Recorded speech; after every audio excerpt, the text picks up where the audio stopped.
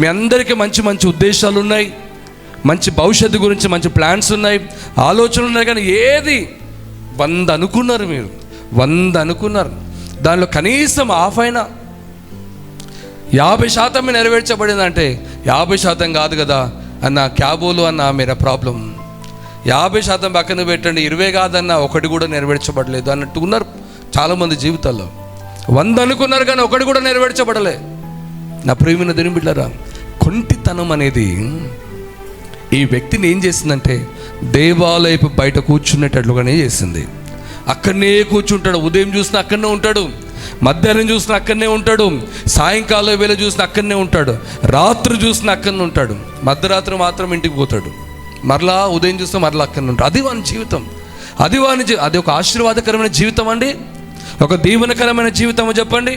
నా ప్రియమైన దేవుని బిడ్డలారా, నీ జీవితం కూడా ఎక్కడ వేసినావో అక్కడనే ఉంటే అది ఆశీర్వాదకరమైన అనుభవం ఏమాత్రం కూడా కాదు, అది దీవెనకరమైన అనుభవం కాదు. నేను ఏమంటున్నానంటే బైబిల్ చెప్తున్నమాట, నీవు అడుగులు వేస్తూ దాటి ముందుకి సాగి చేరుకుందువుగాక, వెళుదువుగాక, దేవునికి మహిమ కలుగునుగాక. హల్లెలూయా. ఒక ఫలభరితమైన దీవెనకరమైన ఆరోగ్యకరమైన అనుభవాల్లో నువ్వు చేరుకోవాలని పరిశుద్ధ గ్రంథం మనకు తెలియజేస్తూ ఉంది. అటువంటి దీవెన ఆశీర్వాదం మీ కుటుంబాల మీద పనిచేయునుగాక.